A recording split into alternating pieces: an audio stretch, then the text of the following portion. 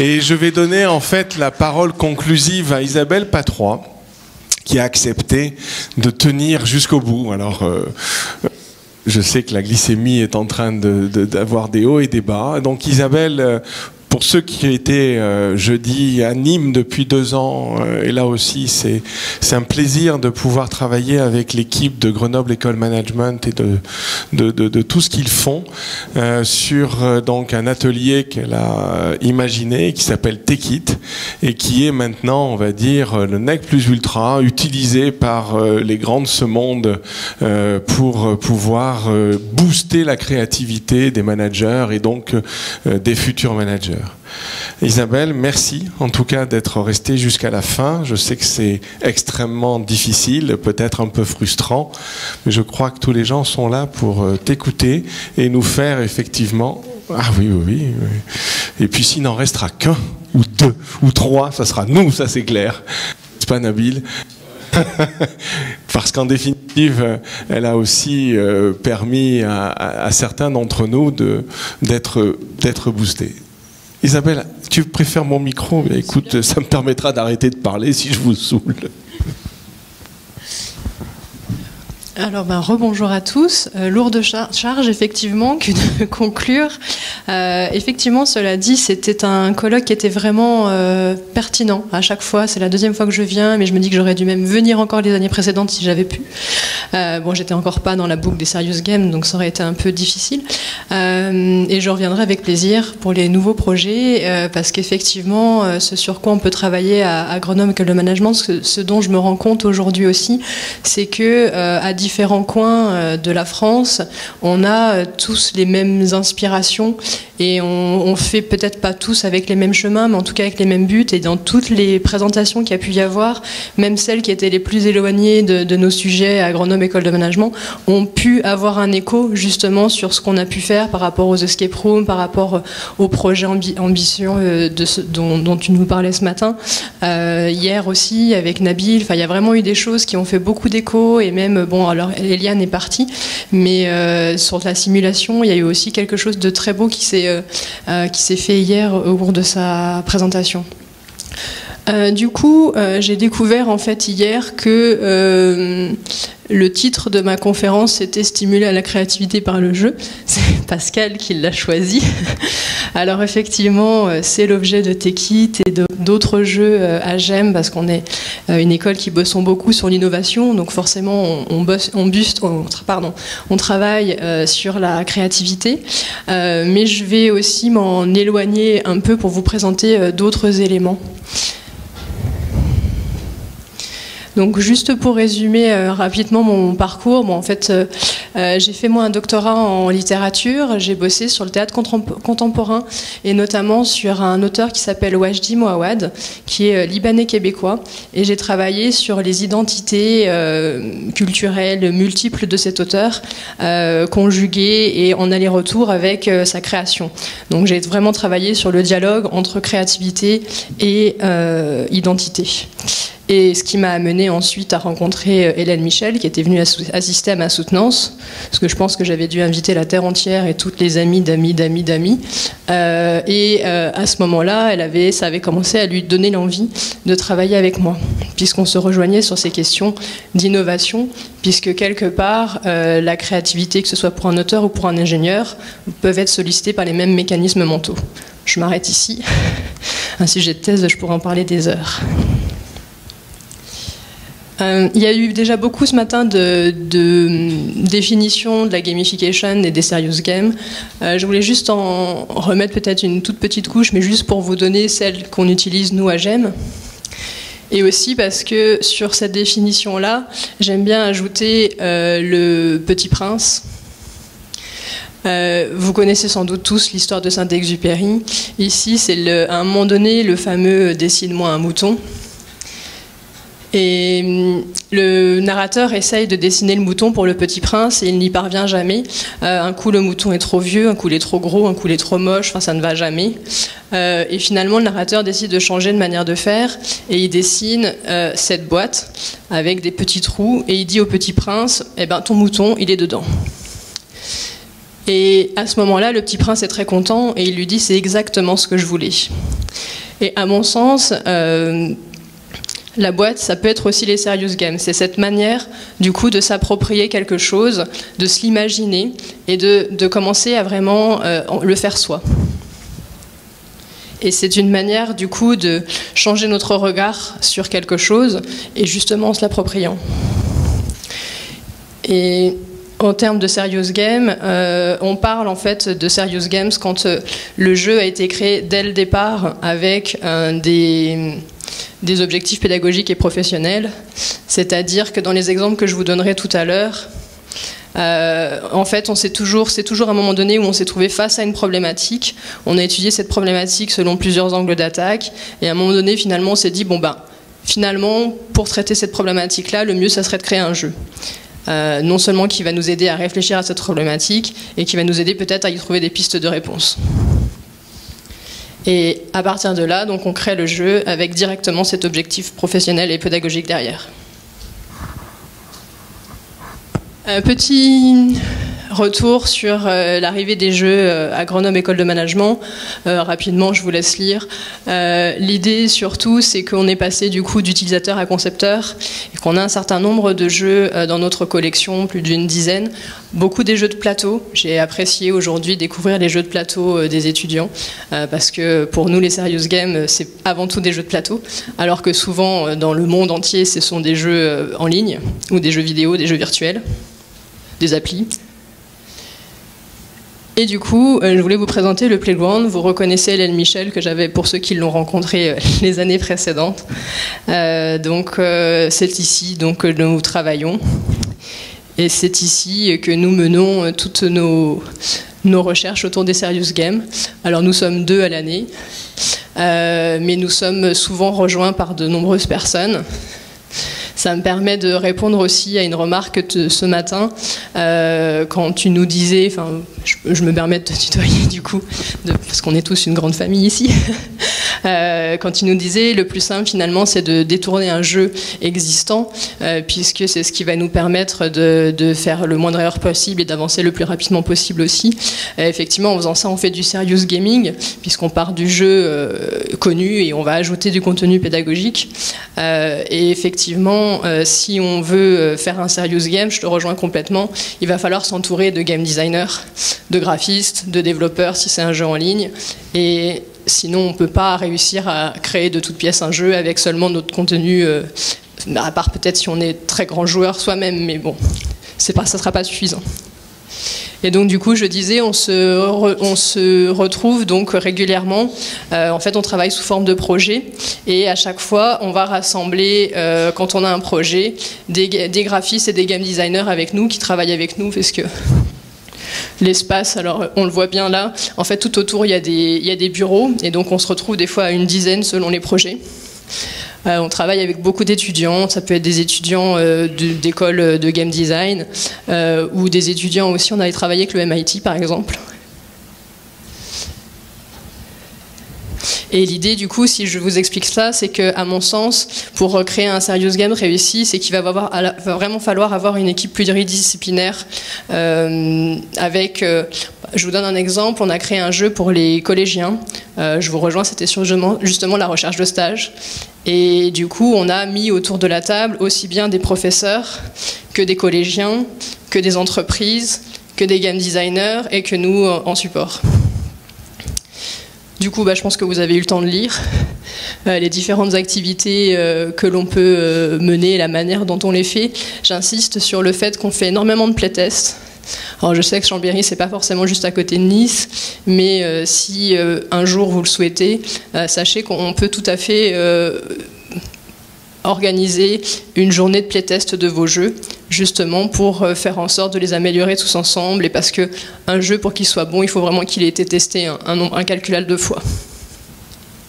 Et bien sûr, on sera très content de communiquer et de valoriser aussi les différentes initiatives que vous pouvez avoir. Alors je fais un rapide aussi, une rapide explication sur les conclusions qu'on a pu tirer de notre expérience de Serious Game au cours de ces dernières années. Effectivement, ça a déjà été dit aujourd'hui, quand on utilise un jeu, on va augmenter la satisfaction des apprenants. Mais au-delà de ça, on va également pouvoir augmenter la compréhension. Alors ça a été questionné ce matin, mais je continue à espérer que c'est vrai. J'ai comme exemple aussi le jeu Fold It, que vous devez connaître quand même en médecine. C'est un des... Maintenant, ça fait plus de 10 ans, je pense qu'il est sorti. Un des premiers Serious Games en ligne autour de la thématique de la médecine. Et qui justement avait permis à de très nombreux joueurs, plusieurs milliers, de comprendre ce qu'était une protéine et comment on pouvait plier les protéines. Et ce qui nous amenait à penser qu'effectivement, grâce à un jeu, même le plus néophyte peut réussir à s'approprier un concept et y apporter à son tour son propre travail, sa propre perception de ce concept-là. Ensuite, du coup, forcément, comme on a mieux compris, on va pouvoir faire un meilleur transfert. Transfert notamment dans nos pratiques, mais également auprès de nos collègues ou de nos amis. Et cela me fait penser également que ça avait été dit l'année dernière, je crois, mais finalement, ceux qui vont encore le plus apprendre, c'est ceux qui auront créé le jeu. Et je pense que vous, et effectivement, je rejoins ce que Pascal a dit tout à l'heure, ou Jean-François, il faudra mettre ça dans votre CV, c'est sûr. Enfin, bon, ça c'est quelque chose quand on parle en termes de concurrence. Effectivement, une entreprise, une école, une institution, quelle qu'elle soit, va pouvoir améliorer son image en fonction parce que c'est quelque chose d'innovant d'utiliser des jeux. Je passe, c'est pas forcément le sujet aujourd'hui. En termes de ressources sur investissement, on ne va pas gagner des sous avec des jeux, c'est sûr, il faut que ce soit dit, rarement. En tout cas, si on gagne quelque chose, c'est grâce à tout l'ensemble du reste de la pyramide, justement parce qu'il y aura une meilleure compréhension, un meilleur transfert. Et bien sûr, c'est une manière d'innover, et c'est tout à fait ce qui a été expliqué ce matin, justement innover dans nos pratiques. Alors non seulement peut-être créer des jeux comme celui que vous avez testé hier, le Take It, qui va nous permettre de trouver des nouvelles idées, mais pas seulement, c'est aussi innover dans nos propres pratiques, dans notre manière d'enseigner ou dans notre manière de travailler. Donc comment créer un Serious Games? Alors en fait, le titre est un peu vendeur. J'en ai déjà un petit peu parlé, vous en avez déjà tous créé, donc je ne vais pas vous redonner de recette. Je voulais juste vous donner cet exemple-là. Alors je sais pas, je pense qu'on a explosé le temps, mais est-ce que si vous avez encore un peu de courage, je peux vous montrer une vidéo. J'en ai deux. Je sais pas si elle va marcher, cela dit, parce que j'ai fait un copier-coller. Ah bah non. Bon bah vous avez de la chance, je vais vous le raconter. En fait, Popularize a PhD, c'est du coup une game jam. C'est une game jam, donc vous savez tous ce que c'est une game jam, vous en avez fait une en début de semaine. L'idée qu'on a eue, donc là on a travaillé avec la Casemat à Grenoble, on a travaillé aussi avec, c'est un projet qui a été financé par l'IDEX en fait. Donc il y avait aussi des gens de l'IRT et de CEA dans la boucle. En fait on a pris le game jam, la conception d'une game jam traditionnelle, et on a ajouté un doctorant. On a pris le doctorant, on l'a mis avec les game designers, avec les développeurs, avec les graphistes, et il est resté 48 heures avec les autres, à pas dormir et à pas manger.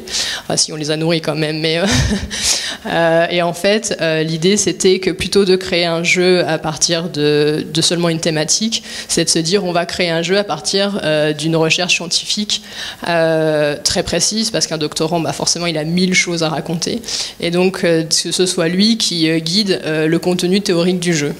Et en fait, il y avait plusieurs game jams qui avaient déjà été organisés à Grenoble, et cette version-là, donc on a créée l'année dernière, a été beaucoup plus puissante, et les jeux qui sont sortis étaient beaucoup plus forts et pertinents que ceux des années précédentes. Le gagnant, c'est celui-ci, c'est Forgeron Baston. Alors je tiens à préciser que c'était on avait des doctorants de toutes sortes de disciplines. Il y avait aussi bien des doctorants en physique qui ont travaillé sur la lumière, les LED, etc., que des doctorants en sociologie. Il y en avait un aussi qui était dans le top 3, qui a remporté la 3e place, qui était sur le pouvoir décisionnel et ce qui se passe dans une journée, ce qui fait qu'on va manger ceci ou cela, faire ceci ou cela. Et donc le gagnant, c'était une doctorante qui était qui est toujours d'ailleurs, en métallurgie. Et en fait, le principe de ce jeu-là, il y a 2 phases. Une phase où on va forger son arme en fonction de l'ennemi qu'on connaît à l'avance.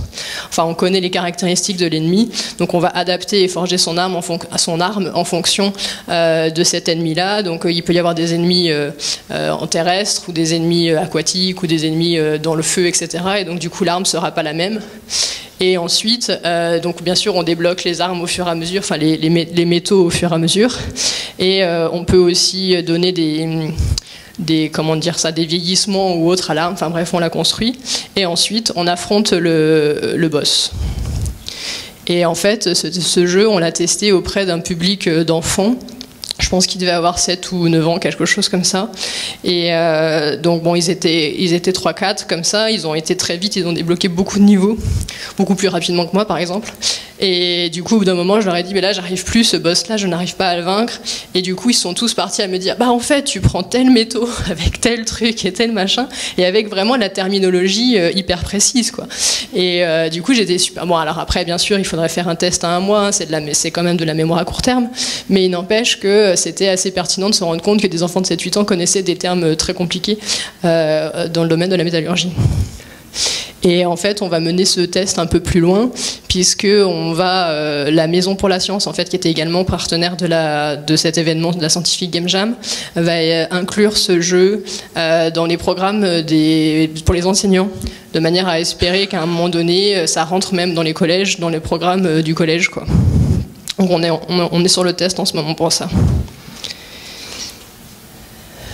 Un autre exemple, et là je dérive complètement de cette idée de la créativité, puisque on en est à se questionner sur qu'est-ce que le jeu va changer justement dans la relation entre un étudiant et son enseignant.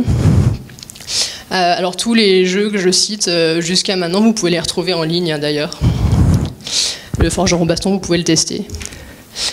Ici, donc, on a créé Supervisor, donc c'était une commande de la Doctoral School par rapport à ce que je vous ai dit tout à l'heure. Donc on avait cette problématique de se dire il y a certains doctorants qui vont pas au bout de leur doctorat, et on s'est demandé à quel point cela pouvait être lié éventuellement à la relation qu'ils entretiennent avec leur superviseur, et comment du coup améliorer cette relation-là. Et donc on a créé ce jeu qui est Supervisor, et qui permet de travailler sur la relation de supervision. Donc c'est un jeu en ligne, exception qui confirme la règle, tout simplement parce qu'on a des superviseurs partout de par la France, et que donc du coup, si on veut qu'ils puissent jouer, ils ne pourront pas forcément le faire, enfin ils seront obligés de le faire à distance. Mais de manière générale, en tout cas pour les superviseurs qui sont sur place, on le joue à plusieurs. Et donc on est toujours à plusieurs autour d'un PC, justement pour faire émerger des questionnements, et pas juste se questionner tout seul, quoi. Voilà, bon après le jeu permet de récupérer un certain nombre de ressources et d'avoir une évaluation qui se fait au travers d'un framework. Je passe un peu.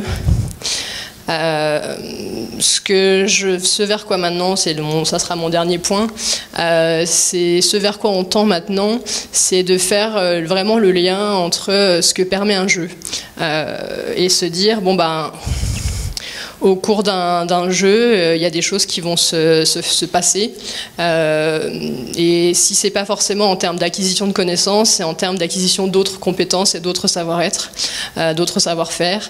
Et du coup, on est en train de commencer à travailler en partant un petit peu de la citation que disait Platon, on en apprend plus sur quelqu'un en 1 heure de jeu qu'en 1 an de conversation.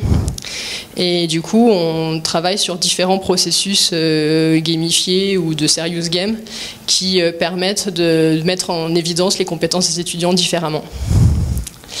Donc il y a un événement qui s'appelle Recruter autrement, qui est un forum qui a lieu bientôt, le 7 février, et qui est en fait un immense jeu qui ressemble à une escape room d'ailleurs. C'est pour ça que ce matin j'ai été vraiment interpellée par votre conférence. Puisque du coup on va mettre dans ce même jeu à la fois des recruteurs et alors ça c'est l'exemple de l'année dernière, mais cette année en fait ça sera un jeu commun où les joueurs, enfin les étudiants joueurs vont être avec les recruteurs. Donc dans des équipes de 8, il y a 6 étudiants et 2 recruteurs. Les deux jouent, mais il y en a un à qui on va demander de plus être observant. Et à partir de là, ça permet de vivre une expérience commune et de montrer ses compétences vraiment différemment qu'au travers d'un CV classique.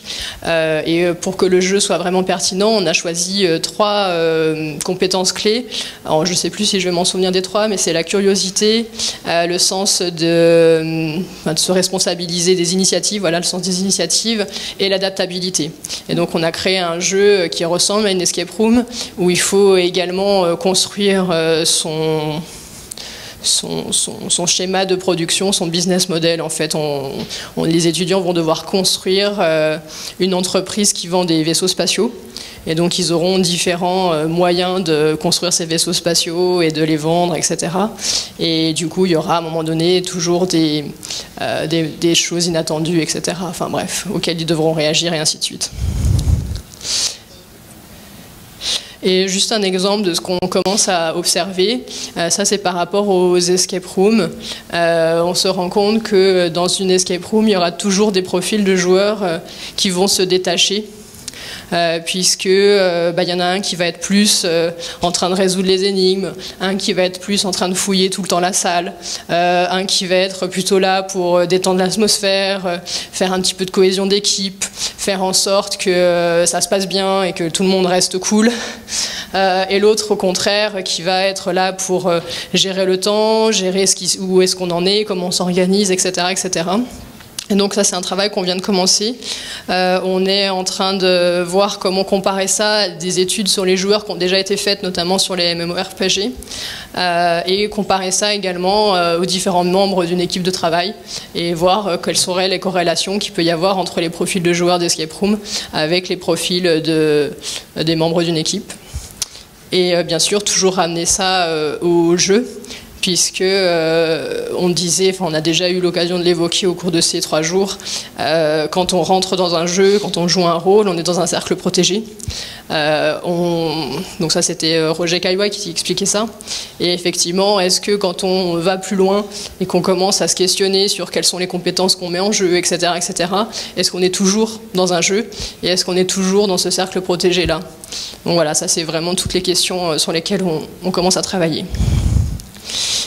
Et donc il me reste à vous dire, press start, continuez dans la voie du jeu, si je puis dire, et je vous remercie.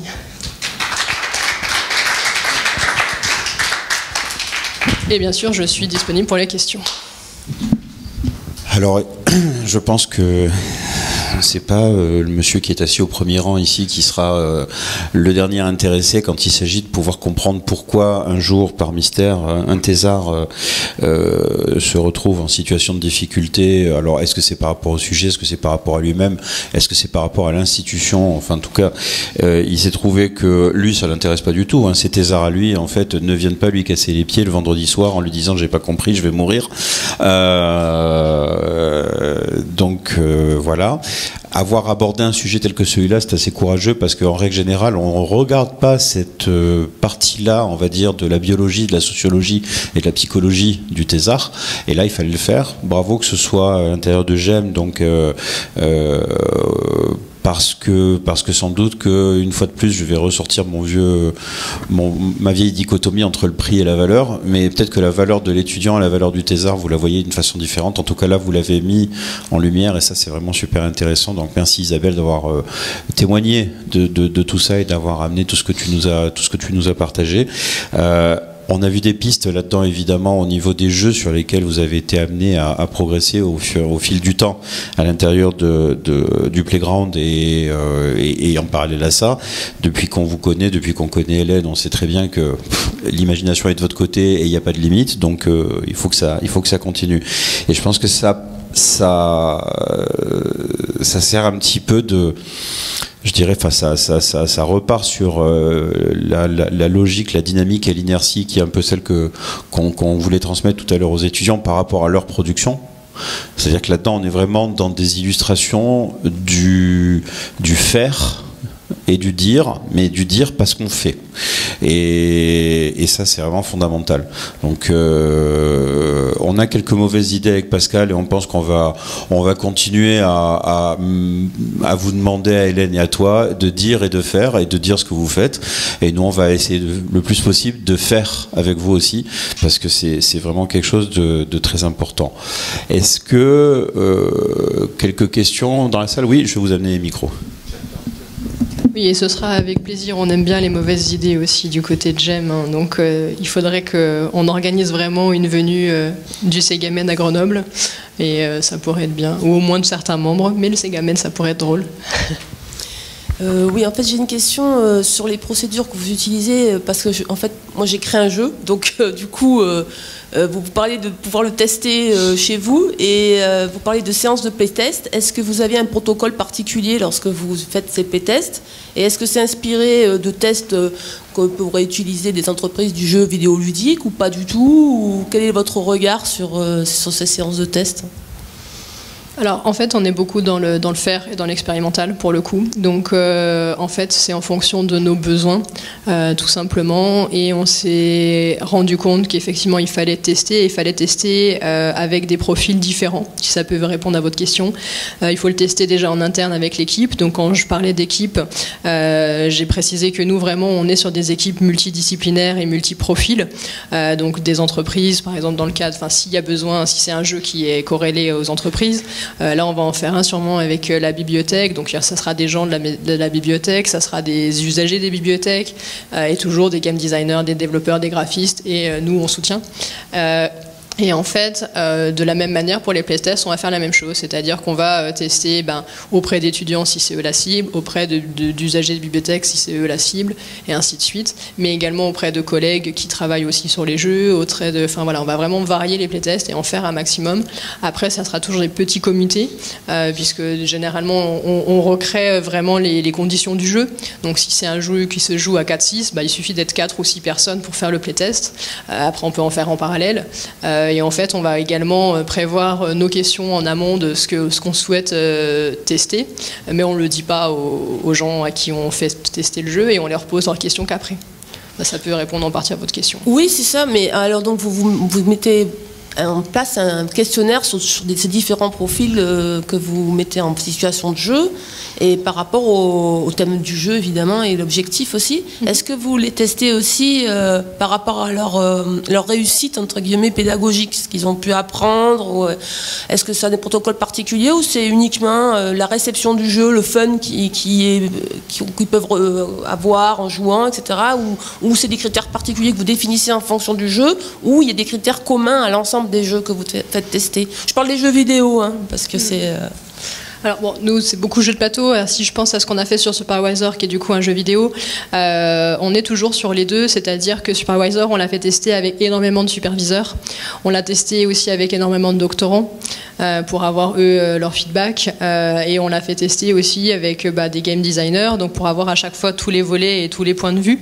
On n'a pas forcément mis ensemble les mêmes populations à chaque fois, justement pour avoir des retours précis en fonction du public et de la question qu'on souhaite soulever et répondre. Après, de toute manière, à chaque test, il va y avoir des gens qui vont réagir sur l'ensemble, c'est-à-dire aussi bien sur le contenu que sur les mécanismes de jeu. Donc ça, c'est toujours les bienvenus de tout quoi qu'il arrive. Merci.